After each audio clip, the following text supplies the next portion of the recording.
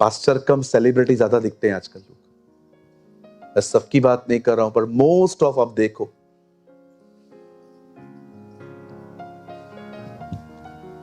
कुछ लोगों को देख के तो ऐसा लगता है कि प्रार्थना से नहीं, ब्यूटी पार्लर से सीधा यहां आ गए। आप जानते हैं, एक मिशनरी एक गांव में गया, उसे वहां पर प्रचार किया, बहुत सारे लोग विश्वास में आए और 2 बच्चे भी विश्वास में। आप जानते हो दोनों लड़कों की एज सेम थी, 19।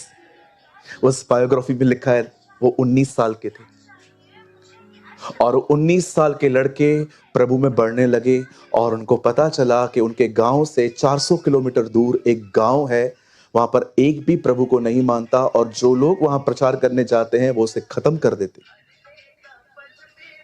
उन दोनों लड़कों ने डिसाइड किया कि वो वहां पर जाएंगे। जब वो लोग अपने गांव से निकल रहे थे, एक शिप के थ्रू वहां जा रहे थे, पूरा गांव उनके सामने खड़ा था और सब रो रहे थे क्योंकि हर एक को पता था वो वापस नहीं आएंगे। और जब वो दोनों शिप पे खड़े हुए, आप जानते हो उन्होंने एक ऐसी लाइन कही, कहते हैं इसी लाइन की वजह से हजारों मिशनरी पैदा हुए थे। पता है उन्होंने क्या कहा? जब सब लोग उनको देख रहे थे और सब रो रहे थे कि ये वापस नहीं लौटेंगे, उन दोनों लड़कों ने खड़े होकर कहा, होने दो कि वध किया हुआ मेमना अपने बलिदान का प्रतिफल पाए।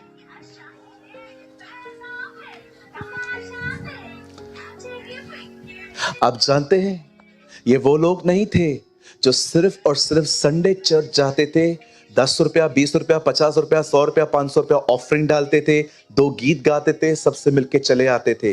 ये वो लोग नहीं थे। ये वो लोग थे जो जानते थे यीशु ने उनके लिए क्या किया है, इसलिए वो वहां पर खड़े होकर कह रहे थे, ये सब हम तुझे क्या देंगे, यहां हमारा जीवन है। इसलिए मैं प्रभु से कह रहा था, आज प्रभु आपने मुझे कहा है कि मैं आग के बारे में बात करूं, पर क्या तो मुझे कोई बता सकता है कि आग होती क्या है? प्रभु ने मुझे बच्चे दिखाए, देख ये वो लोग हैं। ओ, किसी को उठाना और गिराना सिर्फ आग नहीं होता, आग एक ज़ील है, आग एक पैशन है।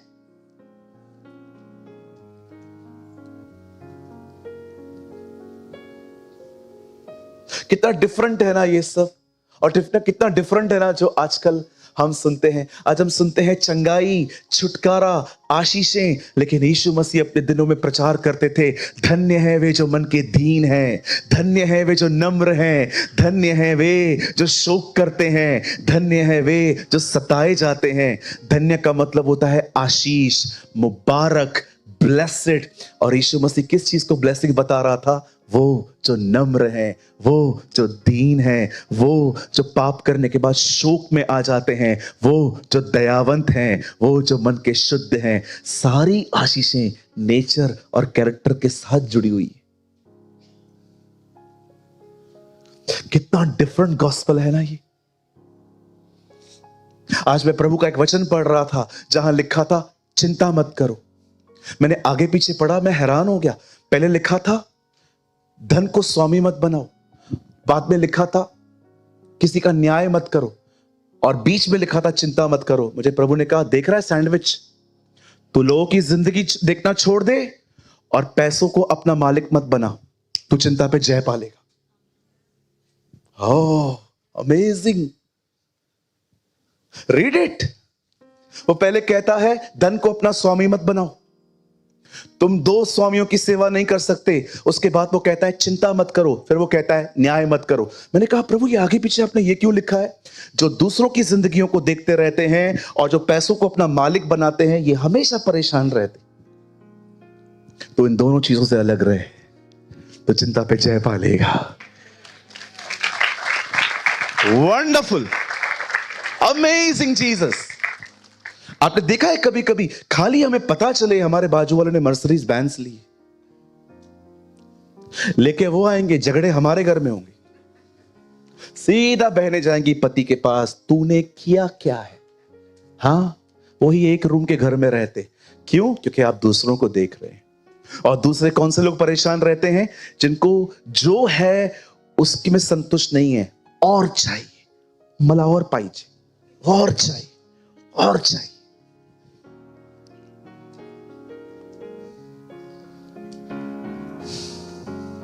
कितने लोग आग में जलना चाहते हैं?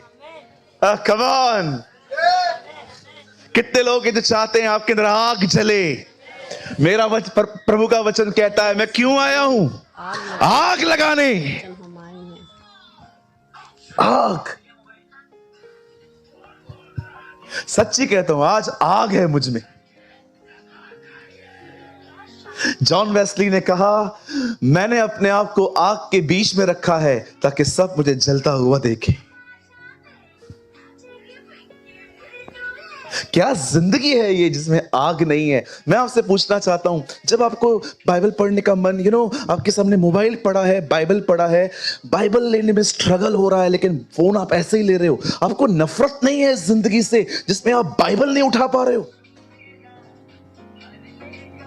आपको कोई कह दे कि आज अगर तेरे को एक जॉब चाहिए 1 लाख रुपए वाला, रोज तुझे 4 बजे निकलना पड़ेगा, 6 बजे पहुंचना पड़ेगा, 12 बजे छुट्टी, 6 घंटा काम, 1 लाख रुपया कमाएगा. कैसे हम नींद से उठते हैं? लेकिन कई बार प्रभु हमारी नींद को कितनी बार डिस्टर्ब करता है. हमेशा. प्रभु भी जानता है 5 घंटा बोल रहा है, ये 5 मिनट नहीं है, 5 घंटा है. मैं आप में से हर एक को कहना चाहता हूं, वापस अपनी आग को पाइए. Walk in the passion. आज 5 मिनट में मीटिंग पूरी करनी है, क्योंकि उसके बाद दुआएं करनी है, आज प्रार्थनाएं करनी है, आज कि आज इस ऑडिटोरियम पे उसकी आग उतरे.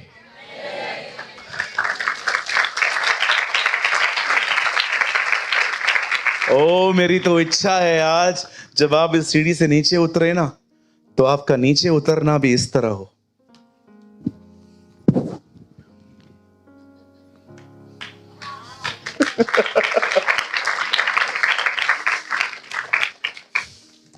चलिए, कितने लोग चाहते हैं आग लग जाए? चलो अब प्रैक्टिकल बात करेंगे. नॉलेज बहुत दे दिया मैंने आपको. एक प्रैक्टिकल स्टेप बताता हूं. ये आग कहां आती है, ये आग कहां लगती है? आप जानते हैं, पुराने नियम में लोग सिर्फ होंठ आराधना को देते थे, पर पौलुस नए नियम में कहता है, अपने आप को जीवित, पवित्र, निर्दोष, निष्कलंक अपने आप को बावता हुआ बलिदान करके चढ़ाओ. यही तुम्हारी आत्मिक सेवा है. इंग्लिश में लिखा है यही वर्शिप है. पौलुस कहता है, मैं पुरानी वाचा का व्यक्ति नहीं हूं जिससे सिर्फ होंठ खुदा को दिए हैं, मैंने अपने पूरे बदन को आराधना में दिया है. पुराने नियम के सारे बलिदान मरे हुए रहते थे, लेकिन पौलुस कहता है मैं उसके सामने एक जीवित बलिदान की तरह गया हूं. यहां देखिए कैसे ये आग एक व्यक्ति की जिंदगी में आती है. आज से बहुत साल पहले परमेश्वर का वचन कहता है, रानी इजबेल और राजा अहाब के दिनों में परमेश्वर अपने नबी एलिया को खड़ा करता है. ये वही व्यक्ति है जिसकी आज तक फिजिकल डेथ नहीं हुई है. इसे प्रार्थना की थी, प्रभु मुझे मार दे, और प्रभु ने इसको आज तक जिंदा रखा है. एक दिन बाल के नबी उसके सामने आते हैं. वो उन्हें कहता है, तुम अपने खुदा को पुकारो, मैं अपने खुदा को पुकारता हूं. तुम अपना बलिदान लगाओ, मैं अपना बलिदान लगाता हूं. जिसकी आग आई वह सच्चा खुदा है. परमेश्वर का वचन कहता है, उन लोगों ने अपने बाल देवता को पुकारना चालू किया. पहले पुकारा, जब नहीं सुना तो उन्होंने खुद को मारना स्टार्ट किया, खून बहाना स्टार्ट किया, और एलिया ये सब देखता रहा, देखता रहा, देखता रहा. जब वो लोग थक गए, अब बारी आई एलिया की. पर आप जानते हो, एक काम एलिया ने बहुत डिफरेंट किया जो उन लोगों ने नहीं किया. परमेश्वर का वचन कहता है, इससे पहले कि एलिया परमेश्वर को पुकारे, उससे पहले लिखा है वहां एक वेदी थी, और आप जानते हो वो वेदी टूटी हुई थी. यहां देखिए,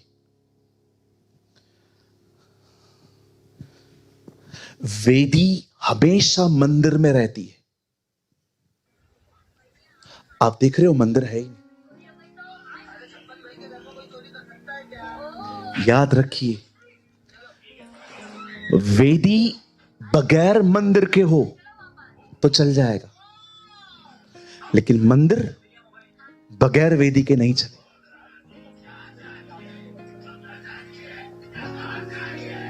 एक वेदी है वहां, और वो वेदी पे टूटी हुई है। पता है एलिया क्या करता है? बोलता है, सबको बोलता है, इधर आओ, इसकी मरम्मत करो, इसको ठीक से बनाओ। पता नहीं उन लोगों ने क्या किया, लेकिन बाजू से जहां टूटा हुआ था ना, उसको बनाया। फिर कहता है पानी डालो, पानी डाला गया। फिर बोलता है लकड़ी डालो, फिर लकड़ी डाली गई। बोलता है अभी दोबारा पानी डालो, फिर से पानी डाला गया। अब बोलता है बछड़ा रखो। जब उससे बछड़ा रखा, स्वर्ग की तरफ देख के कहता है, अब्राहम, इसहाक, इस्राएल के परमेश्वर। याकूब नहीं, इस्राएल।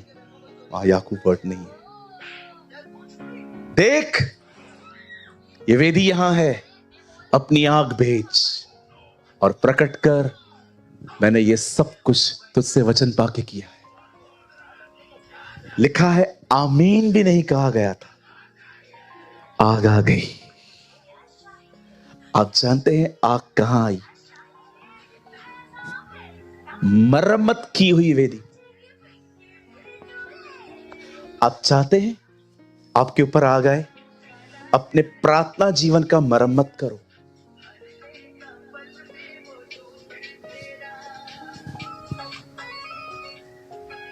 याद रखिए, आग सिर्फ और सिर्फ वेदी पर आती। जानते हो आग क्यों उतर पाई? क्योंकि आग को उतरने के लिए वेदी मिली, इसलिए वो आग आई। मैं यीशु मसीह नासरी के नाम से प्रोफेसी करता हूं, in the name of lord Jesus Christ of Nazareth, यीशु मसीह नासरी के नाम में। आप में से जितने लोग यहां हैं, ये आपके लिए भविष्यवाणी है।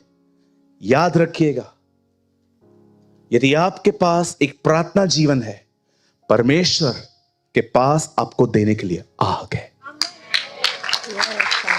अगर आप प्रार्थना करेंगे, परमेश्वर आपकी जिंदगी में आग लगाएगा। ये वो आग है जो सारे बंधनों को जला के खाक कर देगी।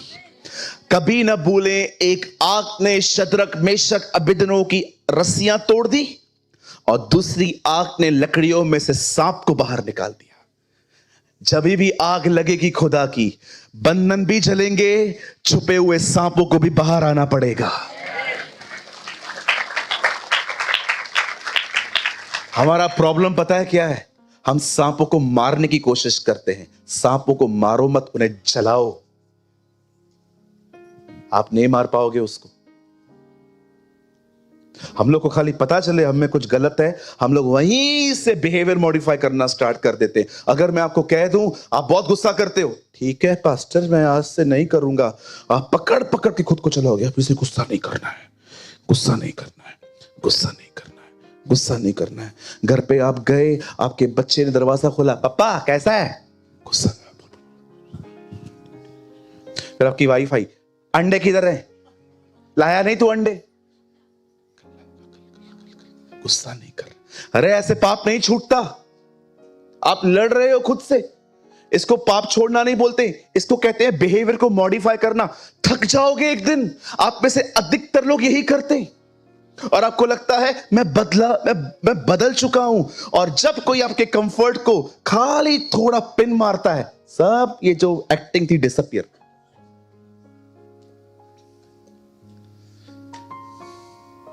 कई लोग जो है ना, बिहेवियर मॉडिफिकेशन को सोचते हैं मैं बदल चुका हूं, अब मुझे गुस्सा नहीं आता। मैं भी इसी बात पे बिलीव करता था, तब तक जब तक मैं बुरे लोगों से नहीं मिलता था। लेकिन जब कोई मिला और किसने सीधा बोला, ए प्रेमानी, क्या? मुझे आज भी याद है, हम लोग पुणे गए थे। गौरंग है यहां? नहीं आया आज। हम लोग पुणे गए थे, पवित्र पवित्र नाम देवालय में एक मीटिंग थी। प्रदीप भाई हैं यहाँ पर? हाँ, वो बैठे हुए। ये गौरंग सब मेरे साथ में थे। तो पब्लिक है ना कुछ ज्यादा ही आ गई थी मीटिंग में, और मैं कोई बड़ाई के लिए नहीं कह रहा हूं, सब मुझसे मिलना चाह रहे थे। तो ये लोग मेरे आगे खड़े थे मुझे कवर करने के लिए। पब्लिक ने इनको ऐसा धक्का दिया, कार के दरवाजे खुले पड़े थे, ये सीट के अंदर जाके सेट हो गए। गौरंग वहां खड़ा था, उसको ऐसा धक्का दिया, वो पीछे होके सीट पे अंदर सेट हो गया। और जैसे मैं बैठा, मैंने पूछा और भाइयों सब कैसा हो? सबने कहा मां कसम आज हम अपनी नम्रता खोने वाले थे। आप जानते हैं आप कैसे हैं, ये आपको कैसे पता चलेगा? जब आप बुरे लोगों से मिलोगे। नहीं तो चलो गलत फहमियों में। मैं नम्र, इतना नम्र कि यीशु ने भी मुझसे नम्रता उधार ली है। इतना humble. Some people are very humble.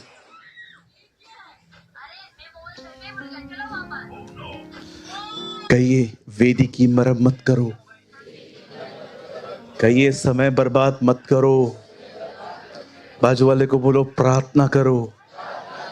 बिली ग्राम ने कहा आग पाने के 3 रास्ते हैं। पहला रास्ता प्रार्थना करो, दूसरा रास्ता प्रार्थना करो, तीसरा रास्ता प्रार्थना करो। प्रे। लेकिन पास्टर कितनी टाइम प्रार्थना करें, कितना समय प्रार्थना करें? जानते हैं आपकी प्रार्थना 5 मिनट में क्यों खत्म हो जाती है? आपको बताऊं? क्योंकि आप में वचन की कमी है।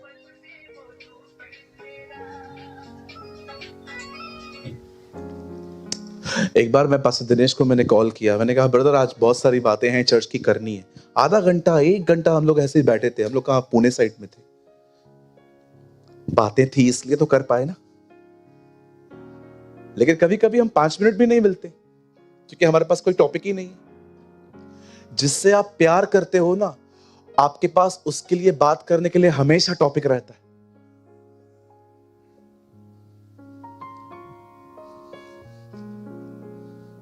प्रार्थना वचन प्रार्थना को जन्म देता है, और प्रार्थना आग को ले आती है, और आग बंधनों को खाक और जला देती है।